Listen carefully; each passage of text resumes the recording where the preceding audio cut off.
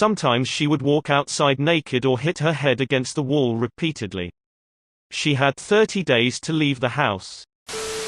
Gay people of Reddit, who had to attend gay conversion camp for some reason. What is your story? My story isn't that bad, but this specific camp made us list our hobbies and likes and such. They'd put up pictures of conventionally attractive dudes in the middle of an activity. My favorite thing I listed was drawing, and ask us how we felt about them. Gradually they'd take away one small thing that we liked. For example, they'd take my pen, then pencil, then notebook, and asked how we felt about the dudes again. Eventually we sat in an empty room as they asked us how we felt. I think this was an attempt to make us associate seeing hot guys with losing everything we loved. It was so horribly done that I can't imagine whoever thought of that was over the age of 10. Went to a Catholic summer camp for that exact reason when I was 17. I remember being acquainted with a yardstick if I was mildly disobedient, ignoring nuns and teachers and camp counselors. I remember I was also not allowed to eat if I didn't read verses from the Bible out loud. Tried my best to muddle through all the stuff. But anxiety was getting me halfway through the 2-week, making me appear more problematic than usual. So they set me in a tent instead of a cabin for a week where it rained 5 days in a row. I also remember them calling my parents repeatedly to tell them how abhorrent I behaved, which obviously led to more trouble. However, one clergyman I remember for being a good man. He would go out of his way daily during the 2 weeks to make sure I was actually okay. I remember all too well the moment I realized that this was going to be a long, difficult summer for me. On arrival, we were given extensive forms to fill out. Questions about hobbies, likes, dislikes, and all that kind of thing. Least favorite smell was an interesting question on the form, my 17-year-old self thought. On the second or third day in, I was given some, in hindsight, incredibly laughable gay erotica, probably a strong word, and allowed to return to my room. Or at least what you would expect a particularly naive grandparent in the 1990s to give you, anyway. As soon as I returned to my room, I heard some commotion outside the door, and then the pungent smell of curry slowly seeped into my room. Waves of the smell came through periodically over about 3 hours. This was the smell I had listed on the form, and this was their attempt at making me straight by associating attractive men with the smell of curry. I'm a guy. So when I was 14, I was 100% a virgin and hadn't even kissed anyone. I'd been looking at and printing pictures of nude men, because I'm gay. My mother found them and asked my relatives what to do. I ended up at a church-sponsored conversion camp for 6 weeks. I wasn't fully aware of what the place was at the time, other than that I was in trouble cause of the porn and it was church-related. It wasn't what you're probably imagining. It was basically an old mall that was empty and it was being converted into a weird church. There were maybe 12 kids there that I knew of, but tons of adults, like 80-ish. To this day, I don't know why they were there, if they were looking for conversion or maybe they were church employees. It was a bit like being at church with mostly all adults. Kids were kept apart. You didn't go outside. The food was like concession food, nacho bar was about all I ate. And lots of Kool-Aid. There was worship every evening in a space with a glass ceiling and it was very awkward. I would mostly stare up out the ceiling. The practice there did involve a lot of things that I believe are now illegal: shock therapy, using heterosexual porn, and isolation. I was a polite kid and was really compliant to what they wanted, so I actually think I was let off easy for the most part. The weirdest thing about this place was communal showers. There was nowhere to shower alone. Going and showering was my favorite thing because, well, I could see naked guys. I would shower as frequently as I could and take my time. After about 2 weeks, one of the men working there came into the showers while I was in there. He was much older, grey hair, moustache. I kept looking at him, which is gross to me now. I remember being both scared and excited, but ultimately what he did was rape, and it wasn't pleasant or something I wanted. I bled scary amounts and it was later told to my parents that I had been sticking things up my butt. I wasn't. It happened more times. For a long time after this, I would cry thinking of it, and I still have some hang-ups today from it. It was scary more than anything. Around the time I was 18, I found out they had made the place into a church and private school. However, they faced problems when a bunch of scandals broke out about their conversion camp. The church and school both went under, and then the history of rape also came out. A few years after that, I broke down and told my mom all about what had happened. I don't think I could have broken her heart more. She was so apologetic, and she's a great mom now. She changed her mind on a lot of it and didn't know how to handle homosexuality.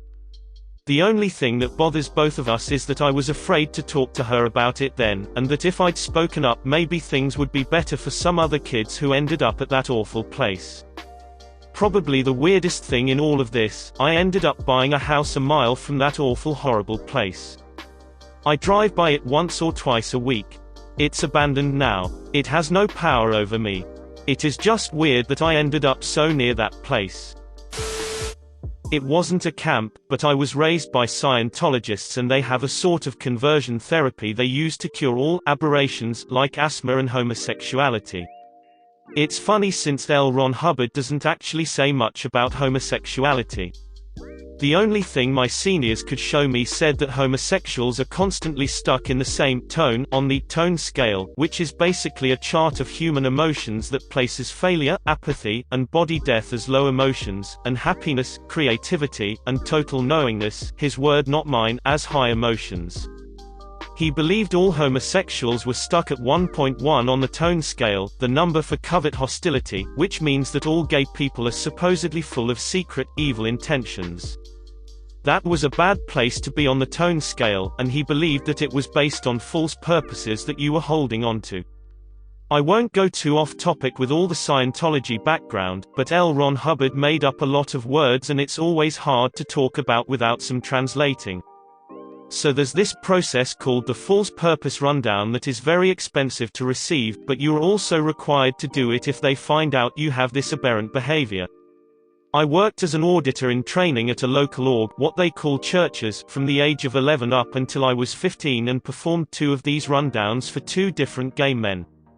The process is a mix of forced confessions, interrogations, a lot of repetitive, hypnotic questions, and some other nonsense. It was heartbreaking both times, because these men genuinely wanted to change. They would sit in my office, crying, begging for the realization that would finally make them straight. Eventually a realization would come, but nobody was cured, just more repressed. Both men got in trouble later for their aberrant behavior, and I got in trouble for not actually curing them. So being a gay teen at the time, I did not have a lot of faith in the process, but still felt like I was a disgusting pervert. I spent my nights doing the Scientology version of praying the gay away. Scientology states that if you believe something with total certainty, you will just believe it into existence. Scientologists also believe that they are the reason the Berlin Wall fell, so if we can make a wall fall, surely we can change our orientation, right? It didn't work. Because of a medical condition and some anonymous abuse concerns from neighbors, I was allowed to leave staff and I got to be a normal 15-year-old with a second-grade education and no connection to anyone in the real world. So I decided to come out to my dad like a complete idiot, and he tried to take me to the org so they could fix me. I ran away and lived at our library for a few weeks, but I was worried about my mom and my survival skills were terrible. I went back home and he took me to the org. I was usually a very, very obedient kid, but not being holy in the church gave me a little confidence that there was a world outside, and I did a lot of secret reading about sexuality at the library, which wasn't allowed. The attempt to convert me wasn't successful, and I tried to stop engaging with them. They are tenacious to say the least, so it wasn't actually my decision, and the process was pretty devastating. On one hand, my feelings felt valid, but I had been so thoroughly indoctrinated that it was hard to understand what was right. They were trying to groom me to get me back on staff since I'd already done so much training, and they thought this little aberration would be an easy fix. My dad's church was also being much kinder than my old one since I wasn't on staff there, and that was very confusing to me.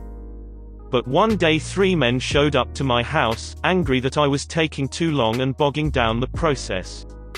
They yelled at me on my lawn for a while. At one point I got into a yelling match, my first in my life.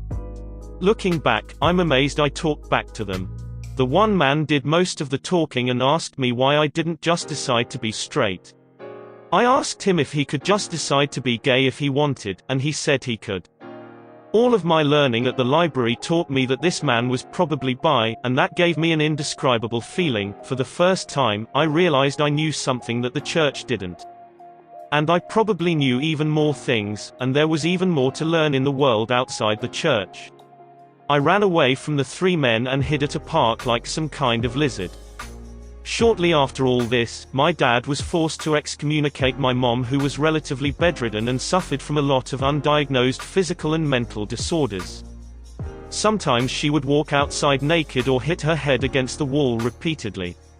She had 30 days to leave the house. This was great timing, so I bought an old car with some money I saved and drove her to a new city in a different state. We started life again, homeless in a strange place, but free. This was all 11 years ago. I live with my partner now and have a happy, boring life. We have a dog and friends, and so many books. My mom is now mentally and physically healthy and completely self-sufficient. I forget about the journey it took to get here, but I'm so grateful for the life I have. Like and subscribe for more funny, interesting, and scary r/ask Reddit videos.